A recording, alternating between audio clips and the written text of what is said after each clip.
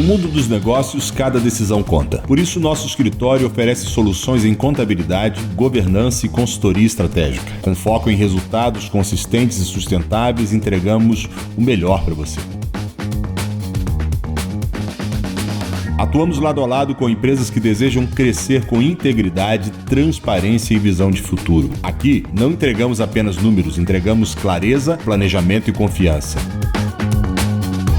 Business, consultoria e governança. A governança que transforma, a contabilidade que inspira a confiança. Olá, bem-vindos ao Diamante, o nosso podcast onde joias raras sempre se apresentam por aqui. São pessoas que se lapidaram ao longo da vida até alcançar o sucesso. Se você gosta desse tipo de conteúdo, vai se inscrevendo aqui no canal. Não esquece não, hein? Ativa o sininho de notificações para você estar sempre por dentro das novidades do que acontece por aqui. Não tem só o meu podcast aqui no Gcast. O meu é uma playlist que se chama Diamond. E aí tem outros diversos podcasts sobre vários assuntos para vocês curtirem por aqui. Não se esquece de ir lá no Instagram e seguir @gcastcortes e @Gazeta do Paraná e eu, @Fabi Mesquita Sevel. Obrigada pela presença, pela paciência de sempre e eu já vou começar a falar do nosso convidado especial de hoje. Uma pessoa muito bacana, uma pessoa que se reinventa, PhD em reinvenção, hein? Ele hoje atua com inovação, com inteligência artificial, com tecnologia. E é uma pessoa que já viveu sem energia elétrica. Pasmem, uma pessoa que trabalha hoje com inovação e já sobreviveu sem energia elétrica. Ele veio lá do interior para conversar com a gente e expandir a nossa mente. Uma pessoa visionária que conhece sobre vários assuntos. É um estudioso, não tem uma formação, mas é um estudioso. E eu gostaria de apresentá-lo para vocês. Alan, ô Bastião! Olá, boa noite.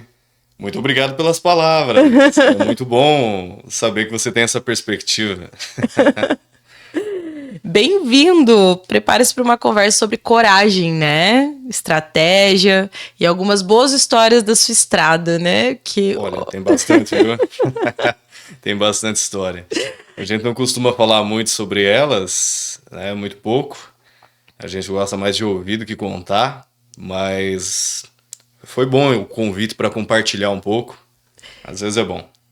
Então, o Alan, ele é meu amigo já há muitos anos, né? Alan de Souza. Na verdade, não é o Bastião. O sobrenome dele não é Bastião. A gente chama ele carinhosamente de Bastião. Mas é um homem de raízes, né? De muitos sonhos. Você nasceu em 88 e numa região sem energia elétrica, como você mesmo contou. E lá desde criança, qual que era o seu sonho? Assim, era ter luz em casa ou já sonhava com outras coisas? Olha, na verdade, onde eu morava, a região tinha energia elétrica. Próximo lá. Eu vim para a cidade depois de um tempo, fiz a mudança, vim para a cidade. Aos 6 anos de idade, eu saí do interior, vim com meus pais para Cascavel e aos 14 anos de idade eu voltei a morar em uma fazenda onde tinha uma grande quantidade de mato lá nativa ainda, né? Região de Nova Laranjeiras, ali ficava perto da linha do trem e essa região onde eu fui morar lá não tinha energia elétrica. Então foi um pouco mais desafiador ainda, porque eu já vivi o conforto da energia elétrica e depois voltei a viver sem energia elétrica. Tomar banho no inverno, trabalhar na roça. Então teve muitas histórias lá. Aquelas histórias que o vô conta da dificuldade para ir para aula. Eu realmente vivi isso, porque eu caminhava cerca de 1 quilômetro a pé, pegava uma Kombi e depois da Kombi ainda pegava um ônibus para ir para aula. Então eu vivi tudo isso. E só se eu fosse contar as diversas histórias que tem nessas aventuras de ir para aula aí, já daria um podcast inteiro. E qual que era seu sonho de infância nessa época? Olha, era um sonho que eu comentava muito com a minha avó e a minha falecida bisavó. Desde criança, eu tinha a percepção de que eu tinha que deixar um legado para o mundo e transformar o mundo num lugar melhor. Eu tinha essa vontade de desenvolver algo importante que ajudasse genuinamente as pessoas. E é muito interessante que foi justamente nessa época que eu... Aquela época é diferente de hoje em dia. É clichê dizer isso, mas não tínhamos celulares, internet. Os nossos heróis eram o herói do homem, geralmente ele assistia algum filme de super-herói, o Superman, algo do tipo, e se espelhava nisso. Algum grande ator que desempenhava um papel bonito, e você incorporava aqueles adjetivos de qualidade, ou às vezes até pessoas que eram da sua convivência, e você começava a admirar. Isso ajudava a modelar a visão de mundo, o objetivo que a gente queria para o mundo. E eu sempre, o que me tocava nos filmes que eu via ou nas pessoas que eu acompanhava, era sempre isso, as pessoas que modificavam o mundo para melhor. Aquilo me encantava muito. Então esse sempre foi, acho que o meu sonho, foi sempre algo assim, deixar um legado para o mundo e transformar o mundo num lugar melhor. Nossa, que lindo. E lá, né, ainda falando sobre sua infância, qual que é a sua lembrança mais forte da infância que você acha que te moldou pro sucesso de agora, pro futuro que você vive ainda, né? Na verdade, você tá vivendo o presente para o futuro, né? Que molda você hoje. Então, eu acredito que um marco que modificou totalmente a minha vida foi... A minha família toda sempre foi católica e muito fervorosa, assim, seguia à risca a Igreja Católica. E eu também, até por volta dos 14 anos, onde eu comecei a questionar algumas coisas e por um tempo eu desacreditei de Deus, por um tempo. E nesse tempo que eu desacreditei de Deus, a vida perdeu sentido para mim. E eu pensa, era um tempo em que eu não tinha energia elétrica. Eu tinha todo o tempo do mundo para a mente ficar ociosa, pensando na vida. Claro, quando eu não estava trabalhando na roça, não ia para o mato. A brincadeira era ir para o mato sozinho, não tinha crianças para brincar. E então eu tinha muito tempo para pensar na vida. E você ter muito tempo para pensar na vida quando a vida não faz sentido, te faz imaginar muita coisa. E foi onde eu comecei a buscar curiosidades, conhecimentos, conheci filósofos que já tinham se questionado sobre coisas que eu tinha me questionado. Aí foi o que me motivou mais tarde a fazer psicologia também. Você sempre gostou de ler, então? Não, Você eu não lia? gostava de ler, mas a curiosidade me fazia ler. Se eu Entendi. falar que eu gostava de ler, eu não vou estar sendo honesto. Gostar da leitura em si, nem hoje eu não gosto. Mas eu gosto de onde a leitura me leva. Então, aí vale a pena, né? É uma troca que te motiva, te inspira. Para fechar, a lembrança mais forte que eu tenho foi do dia em que eu voltei da aula e parei para ver o pôr do sol. E comecei a pensar, eu não consigo sentir mais nada, eu não tenho mais emoção, nada mais tem graça para mim. Isso quase 2 anos já que eu tava E nessa. você era bem novo, Bem né? novo. Era uma fase que realmente assim, as emoções geralmente são eufóricas, né? Sim, Elas são intensas, é uma mas assim, idade de intensidade. de intensidade, mas geralmente vai pra euforia, não pra tristeza, né? Que engraçado. Isso. A grande questão foi eu perder a base da minha vida. O que justificava a minha existência era Deus. De repente, para mim, naquele momento, Deus não existia mais. Então, nada mais fazia sentido. Perdi minha base, meu pilar. Aí, nesse momento que eu vi o pôr do sol voltando da aula, eu parei sozinho naquele momento e comecei a chorar sozinho. Aí, só o fato de eu chorar me fez acender alguma coisa em mim, porque nem chorar eu conseguia mais há muito tempo. E aí eu parei para pensar, poxa, se eu puder criar mais dos momentos em que eu me divertia, dava risada, tinha emoções fortes, já é melhor existir do que não existir. Então talvez eu tenha que me expor mais a fortes emoções para que eu possa voltar a sentir. E eu fiz isso por instinto, eu não tinha o mínimo de conhecimento. Foi quando eu comecei a enfrentar alguns medos que eu tinha para voltar a sentir alguma coisa. algo me dizia que aquele era o caminho. Eu morria de medo de escuro, ainda mais no mato, assim, né? Começava a ir pro mato à noite, tinha medo de assombração, começava a tentar enfrentar os medos só pela adrenalina, porque daí eu sentia alguma coisa.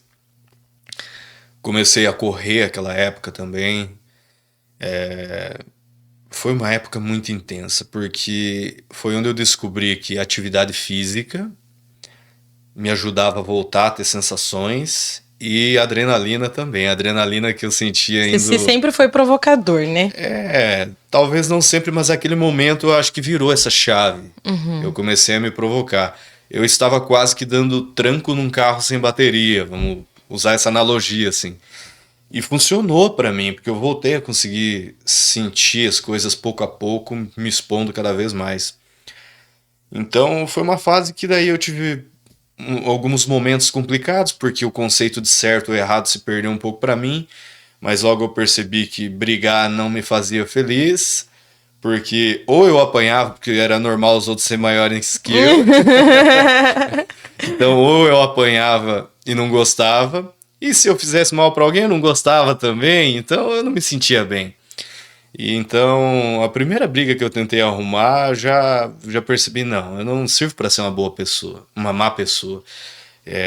Eu me sinto bem fazendo as coisas boas para as pessoas, mesmo que não tenha nada depois aqui para me merecer, é isso, eu me sinto melhor. Então, eu comecei a me desenvolver como uma pessoa justa, sem ter algo que me fizesse ter vontade de ser justo, a não ser a própria Essência. essência, isso.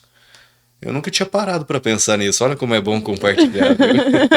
Eu não parei para pensar sobre isso. Eu acabei de descobrir junto com essa conversa. É que, na verdade, a crença em Deus, ela também doutrina.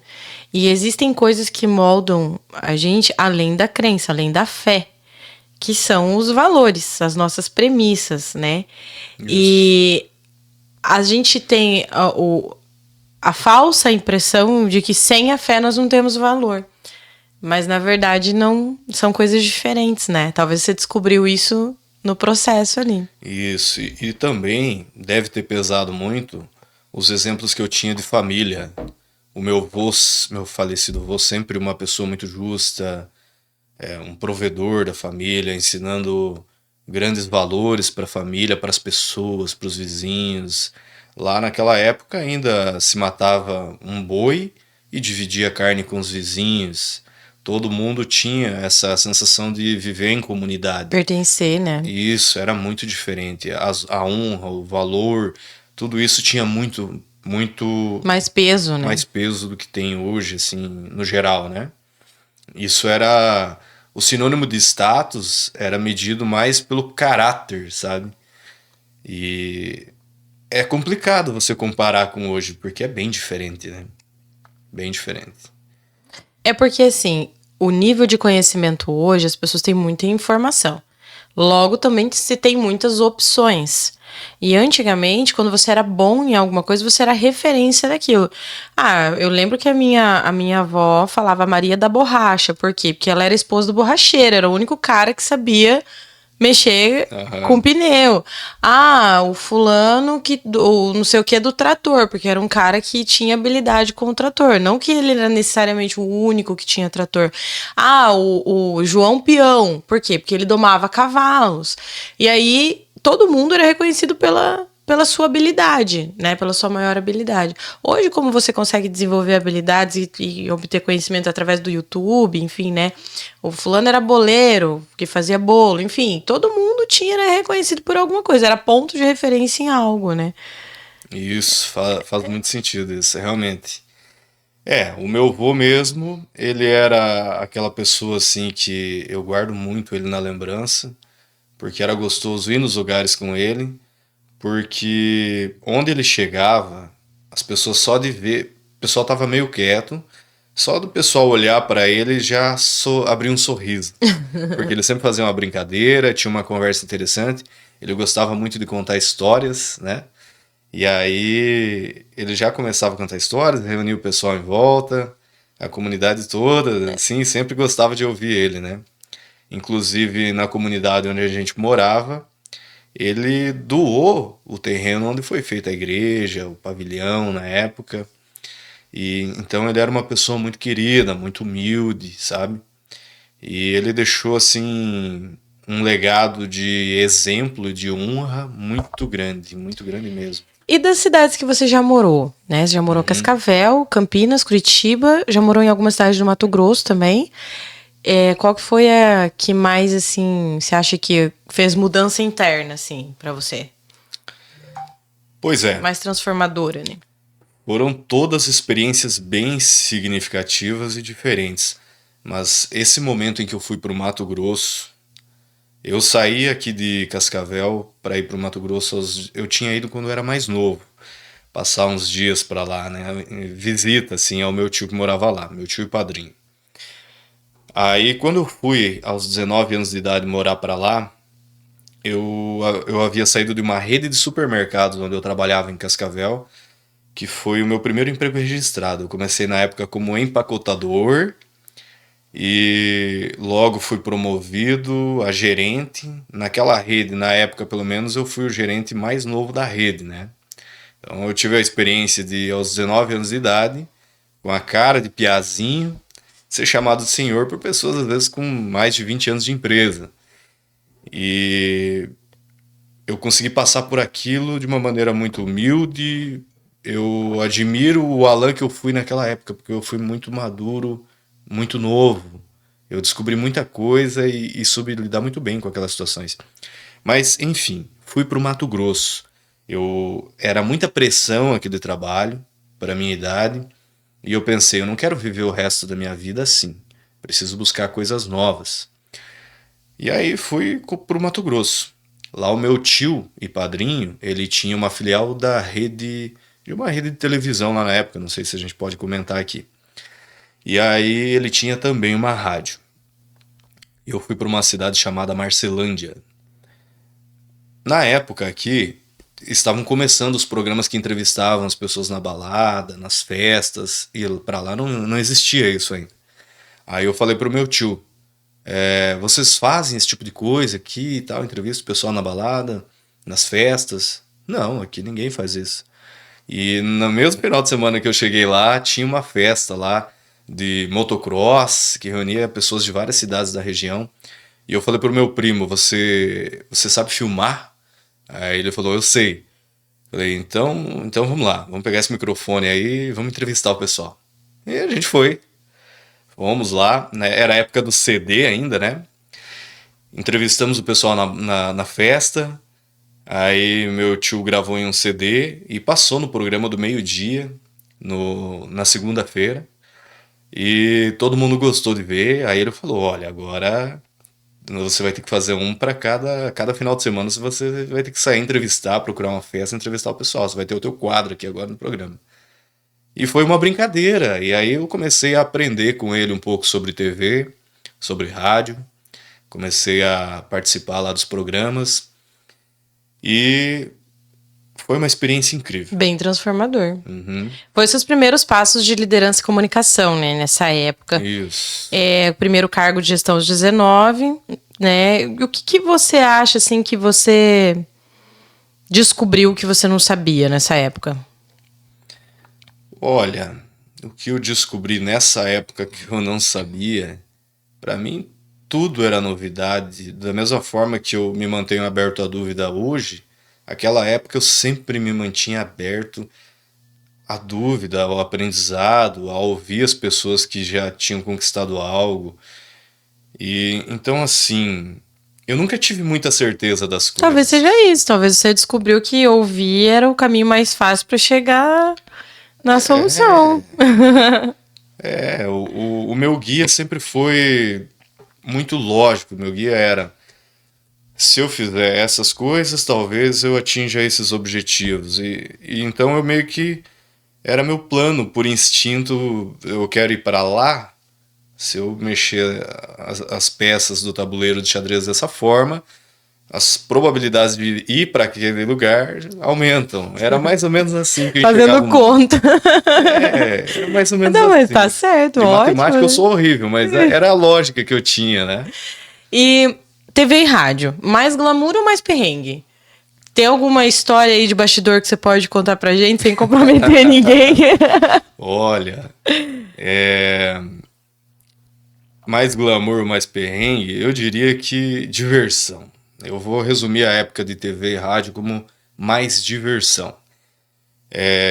Eu admiro muito quem faz disso uma profissão e leva isso muito a sério, que são grandes comunicadores que a gente observa eles e não tem como admirar, sabe? Então, porque um comunicador, ele não tem só um espaço ali, ele tem uma grande responsabilidade também.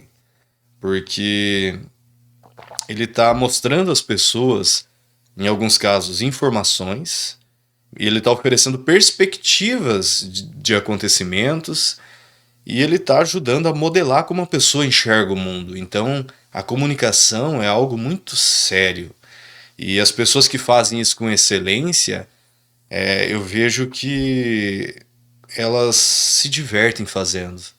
Então, para mim, comunicação sempre foi uma diversão. Sobre o que pode se contar que aconteceu em bastidores, olha, nunca eu era certinho em relação a trabalho, sempre fui muito certinho, eu era um pouco careta até. Mas teve uma quase namorada que aconteceu em uma época de rádio, que foi um acontecimento muito inesperado. Ela perguntou se podia ir conhecer a rádio e ela realmente foi. Eu falei, não, você pode vir e tudo.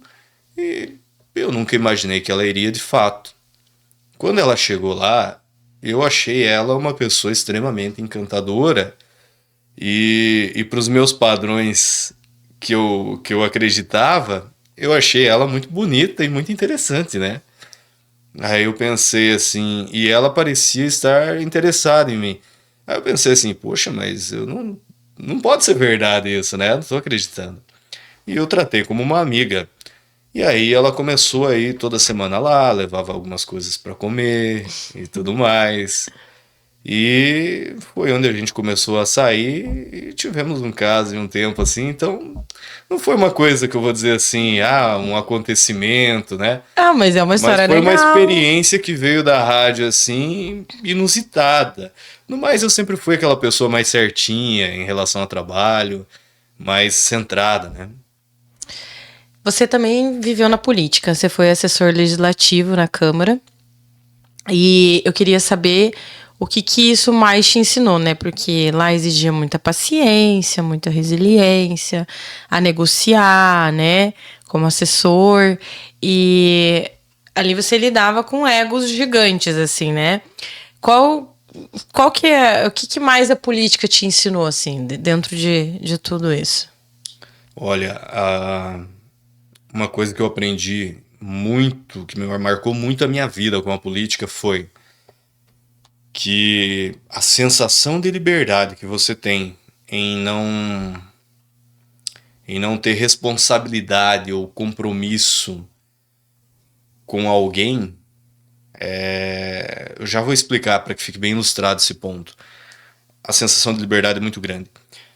Quando nós entramos trabalhar lá, eu entrei trabalhar com um vereador que quando ele se elegeu, ele tinha genuína vontade de ajudar as pessoas e fazer as coisas darem certo. E nós tentamos muito fazer com que isso se tornasse realidade. Desempenhar o papel do vereador através de indicações, projetos de lei e tudo mais. E tudo que nós fazíamos, a gente tentava fazer as reuniões com as pessoas nos bairros, nas comunidades de Cascavel, para tentar mostrar para as pessoas o que nós estávamos fazendo e ouvir delas o que mais a gente poderia trabalhar como causa social para melhorar.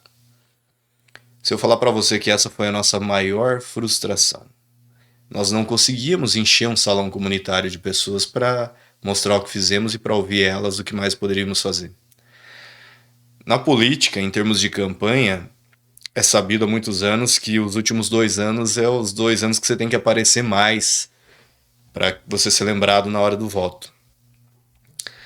Quando fui assessor há mais de 15 anos atrás, nós começamos a trabalhar desde de janeiro ali, que o vereador tomou posse, nós começamos a trabalhar, tentar trazer as pessoas para junto de nós. Não conseguimos. As pessoas nos procuravam mais quando precisavam de algo individual, particular para elas. Mas causas sociais, algo para a comunidade, raramente a gente conseguia pessoas interessadas. O coletivo é mais difícil. Mais difícil.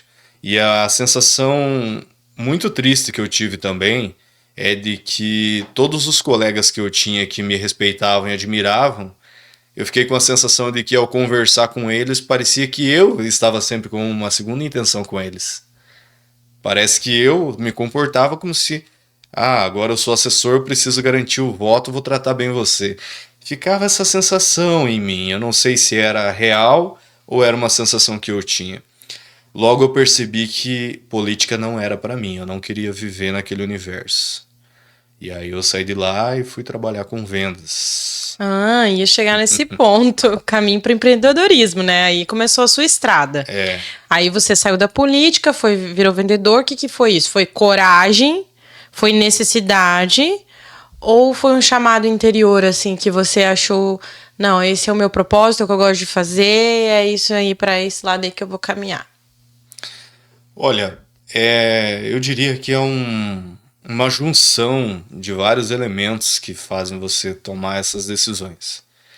Por exemplo, eu tinha aquela facilidade com comunicação, eu me achava já bem persuasivo, me sentia capaz de convencer as pessoas, embora, olha o detalhe, eu não gostava muito de convencer as pessoas.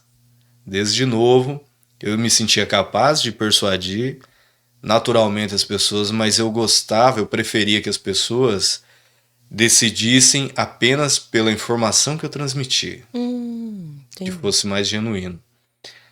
Então, seguindo essa linha de raciocínio e estudando também, na época, um grande autor que mudou a minha percepção sobre as coisas foi Robert Cialdini, um PhD em psicologia, onde ele escreveu um livro chamado As Armas da Persuasão. Ele era não sobre aprender a persuadir, mas sobre compreender principalmente como funciona o nosso processo de tomada de decisão. Como você toma decisões para a sua vida. Compreendendo isso, você vai compreender como as pessoas também tomam decisão e vai saber, de uma maneira natural, até mesmo convencer alguém melhor, né? Eu parti para a área de vendas por oportunidade. Eu peguei currículo de papel, aqueles currículo Vitae, né? Preenchi e fui em algumas empresas ali no calçadão e pensei assim, eu vou tentar entrar de vendedor que eu vou ganhar bem, vou trabalhar conversando, me divertindo e não vou ter que ficar resolvendo problema igual quando eu era gerente, né? Talvez eu ganhe melhor do que quando era gerente e não vou ter que ficar me preocupando, resolvendo muito problema, trabalhando no final de semana, organizando escala. Aquilo lá eu não queria, né? Aí, ok. Comecei a passar em lojas de eletrodomésticos e pedi para falar com os gerentes. E aí cheguei em uma determinada loja aí do calçadão, que existe até hoje. Entreguei um currículo para um gerente. Os vendedores, eles nunca... Se você entrega um vendedor para um currículo para um vendedor ali, é fácil ele nem entregar para o gerente, né? Dependendo da pessoa. Eu já pedi para falar com o gerente. Daí fui, conversei com essa pessoa, ele gostou de mim. Falei, olha, eu não tenho experiência nenhuma com venda, mas eu gosto de tratar com pessoas. E eu tenho certeza que eu vou ser um bom vendedor e entregar resultado para você. E ele gostou de mim e foi minha primeira experiência com vendas. Eram 5 metas bem difíceis de bater e às vezes eu bati, às vezes não. Não e o que fui que um o que você acha assim que essa parte de vendas trouxe para você que nenhuma faculdade te ensinaria? Então assim, esse aprendizado de vendas aqui é suor, não é? Era muito divertido. Na mesma época em que eu estudava sobre persuasão e o processo de tomada de decisão, os clientes eram minhas cobaias. Eu comecei a pegar gosto pelas interações humanas, conversando com as pessoas.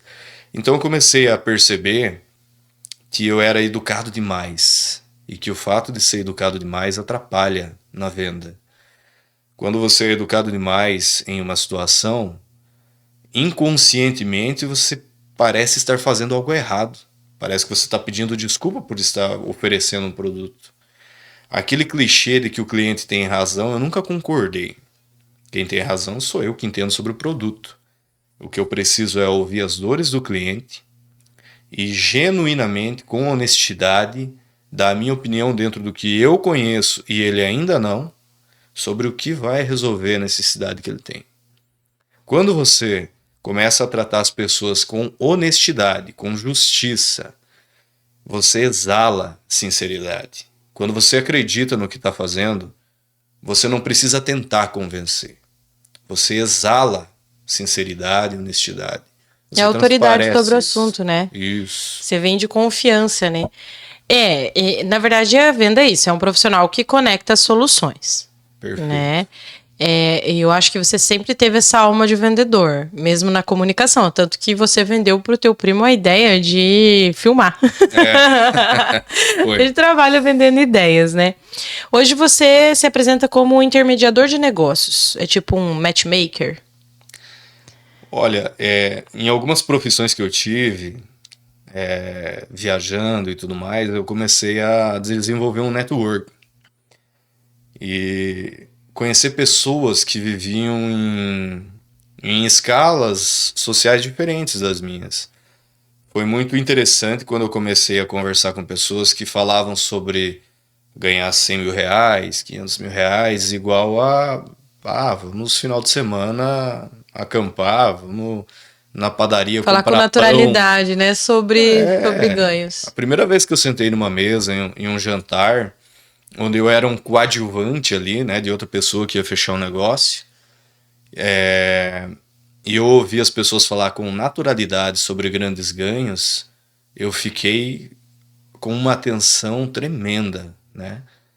Pensando assim, nossa, quanto da minha vida eu passei sem conviver com pessoas assim e sem absorver esse tipo de percepção sobre a realidade. Porque o fato de você conversar muito com pessoas que pensam pequeno é clichê, mas vai fazer você pensar pequeno também. E era tão simples a maneira como eles falavam das coisas e fazia tanto sentido para mim que eu falava, nossa, uau! A gente começa a entender sobre merecimento, né? Porque Isso. há coisas que nós não nos abrimos por nunca ter tido acesso e logo por não ter tido acesso eu acho que não merece. Né? Perfeita colocação. Uma coisa que você fala, mas por que eu achava que eu não podia? Isso. Não tô entendendo. Aí destrava, né? E você tem vários empreendimentos, né? Área de IA, limpeza pesada, que mais? Saúde, crédito. Conta pra mim.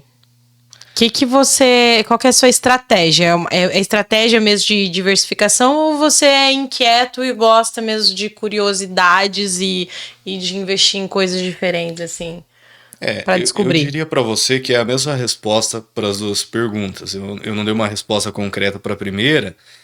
Eu traria, assim, Dale Carnegie para a conversa, onde ele fala que você saber fazer considerações sinceras sobre alguém, elogios honestos sobre alguém e fazer as perguntas corretas para a pessoa, você vai fazer com que ela goste de você e te ensine coisas boas e te ajude. Eu desenvolvi essa habilidade de uma maneira natural por um tempo e quando eu comecei a conversar, ter contato, ter acesso a essas pessoas, Brasil afora, e tratar as pessoas dessa forma, eu comecei a criar bons conhecidos e eles começaram a me apresentar oportunidades.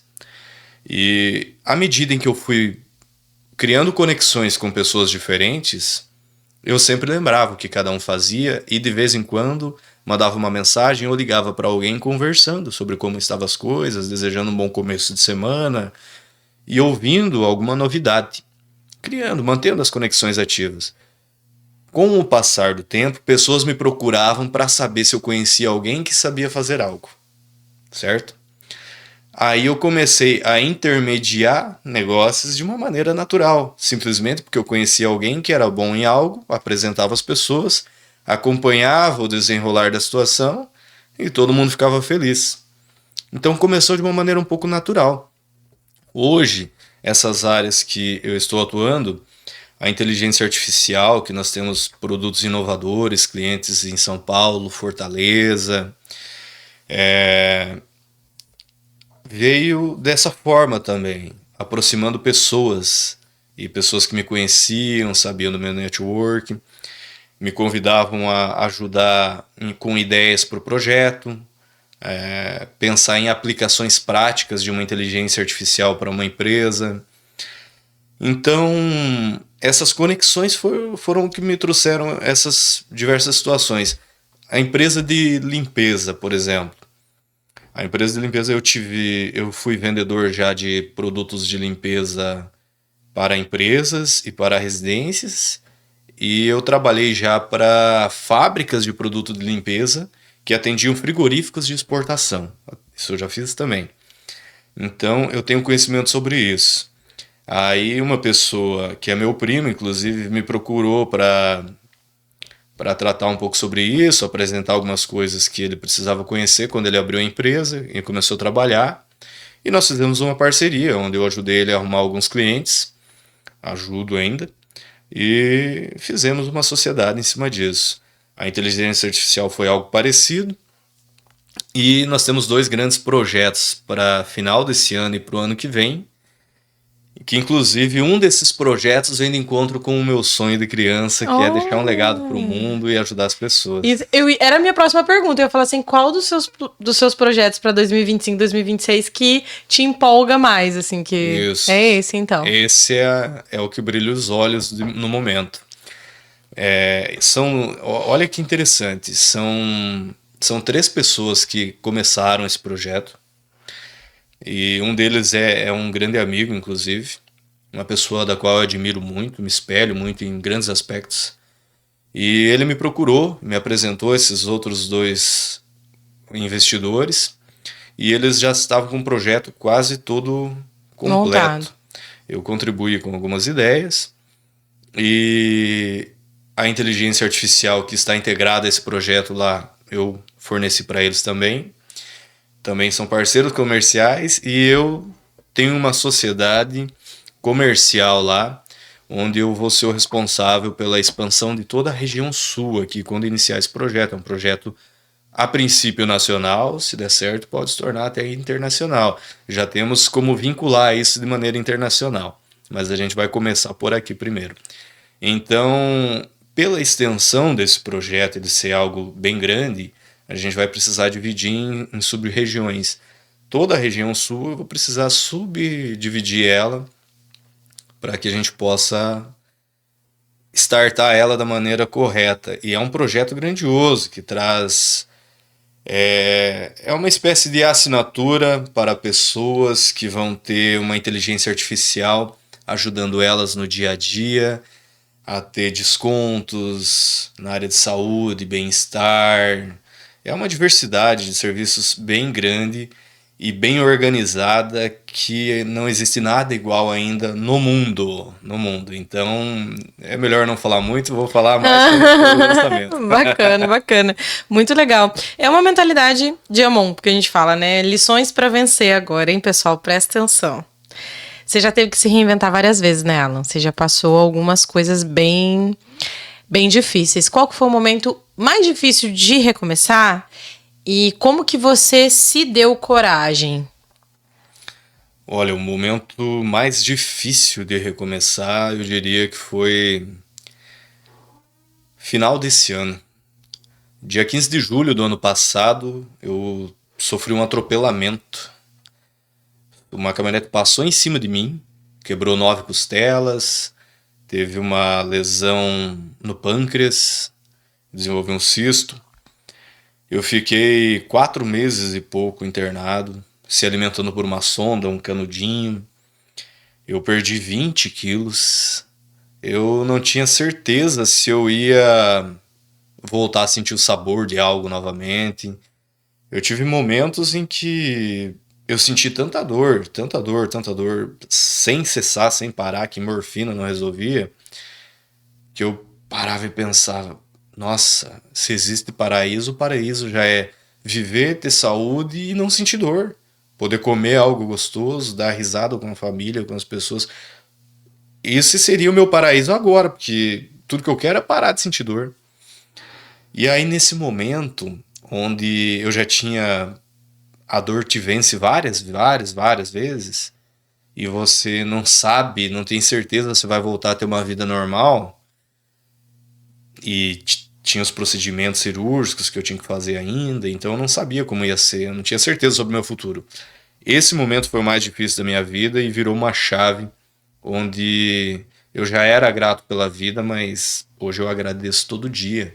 Eu vou comer, eu vou beber uma água. Eu lembro do quanto é um privilégio estar vivo, sentir o sabor, estar aqui conversando, compartilhando momentos. É uma dádiva muito grande.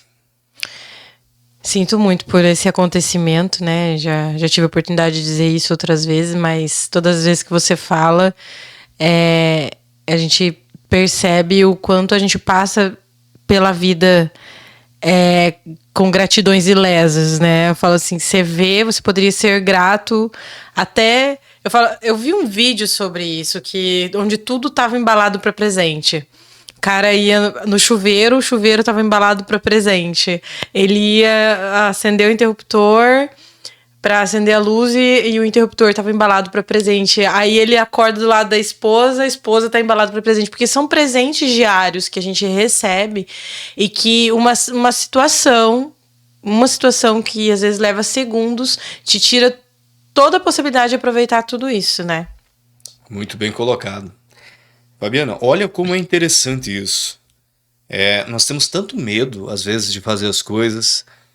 Nos preocupamos tanto com o que vão pensar se der errado, se eu fizer isso, se eu fizer aquilo.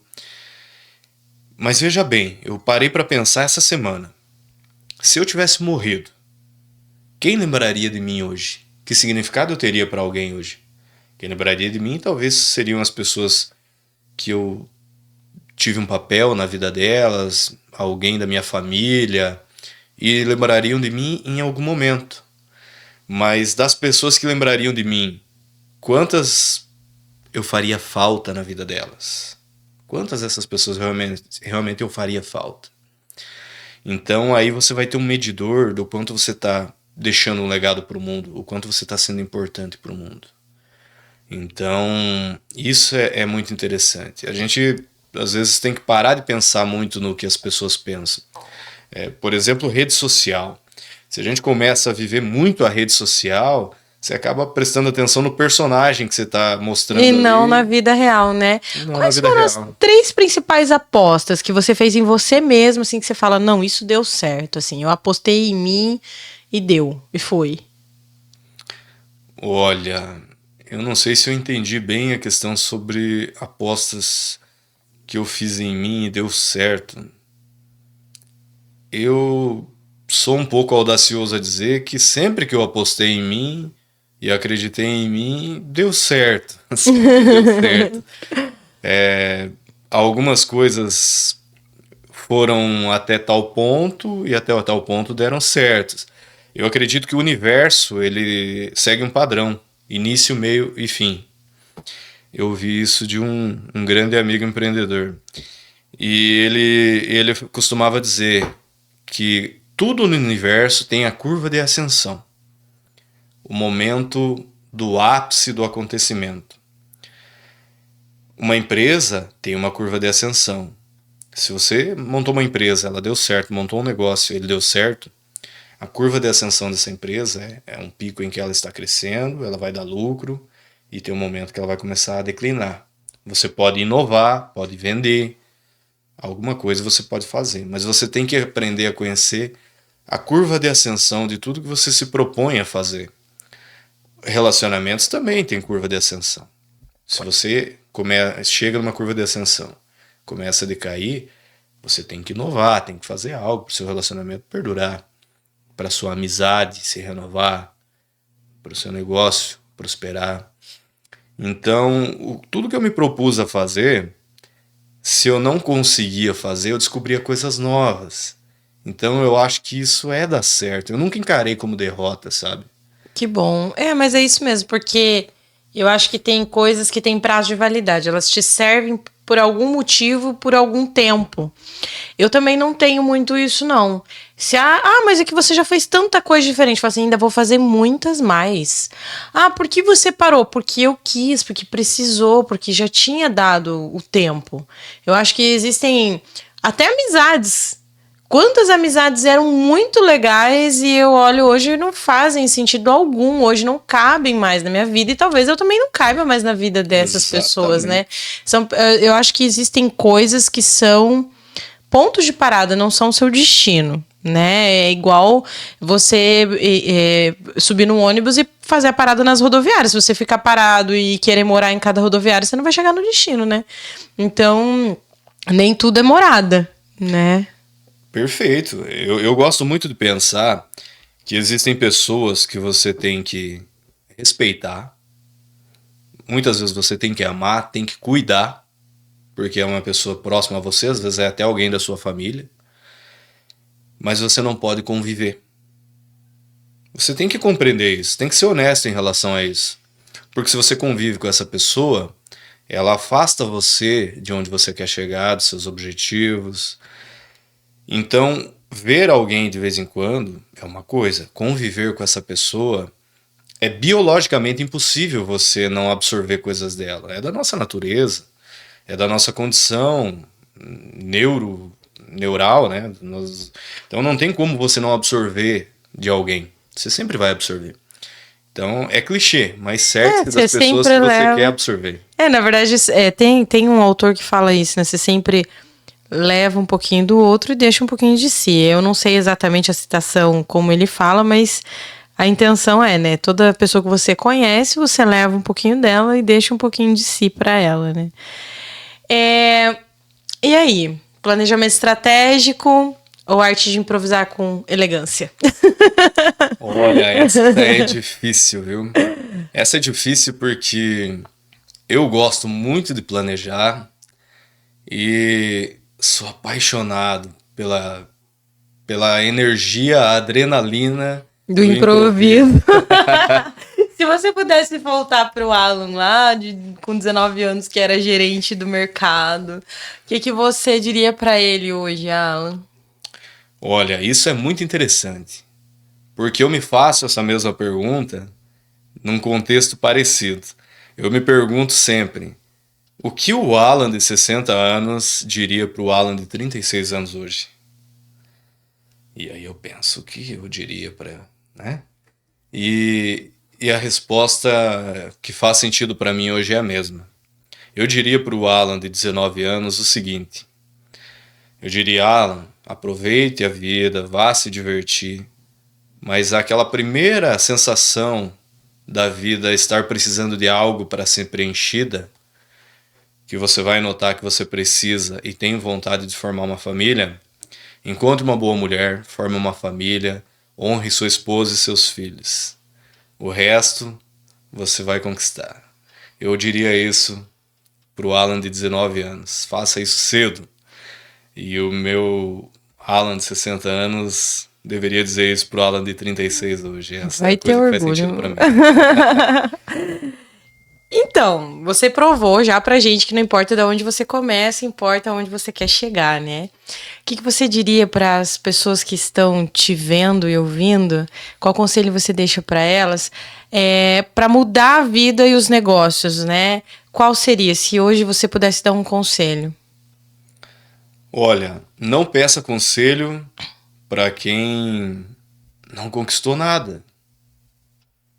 Essa pessoa, por mais que ela tenha boa intenção e fale coisas que você vai tirar proveito, é uma probabilidade pequena dela falar algo para você que você vai tirar proveito. Normalmente, você vai expandir a sua mente, ter boas ideias, bons insights, quando você conversa com pessoas que já conquistaram algo e que vão abrir a sua mente para você chegar onde você quer. Então eu diria assim, se arrisque, não tenha medo do que os outros vão pensar, não tenha medo de errar, porque errar é um privilégio. Se você chegar aos 60 anos de idade, você vai se arrepender do que você não tentou, não do que você tentou e não deu certo. Esse é o ponto. Incrível, nossa, ó. Aplausos. Obrigado por compartilhar a sua história. Realmente é uma história de amor. né? Uma história de um diamante raro mesmo. Foi muito inspirador te ouvir, sempre é inspirador te ouvir. A sua jornada é de coragem, é de uma grande percepção, né? Assim, a gente vê o quanto você se molda, o quanto o autoconhecimento faz diferença na vida, né? E você tem muita visão de futuro. Obrigada por compartilhar. Eu tenho certeza que para quem te ouviu hoje, você sim alcançou já o seu sonho de criança, você já plantou uma semente no mundo, já transformou o mundo de alguém com as coisas que você disse hoje. Parabéns. Obrigado. Eu saio daqui acreditando mais na minha própria capacidade e eu acredito que as pessoas que te ouviram também vão se acreditar muito mais, né? Essas oportunidades de transformar a própria vida, né? Porque você mesmo disse, estava lá desacreditado e acreditei em mim e hoje eu tô aqui, né? E quantas coisas, quantas empresas, quantos empreendimentos mais ainda vão vir, projetos, coisas novas. É só continuar, é só não desistir. Isso. Né? No caminho você improvisa uma forma para que tudo dê certo. Planeje, execute sem medo. E se sair do plano, o plano é para você ter um norte, não é para você seguir a risca. Improvise, faz acerto no caminho e você aprende. E para você que curtiu o nosso episódio de Diamond, não se esquece, hein? Se você não clicou ainda, clica aqui para se inscrever e aciona sempre o sininho para você acompanhar a nossa playlist. Se inscreve lá no Instagram também, né? Nos siga no Instagram, aliás. Obrigado pela sua presença, que Deus nos abençoe, que abençoe você também. Tchau, tchau e até o próximo episódio.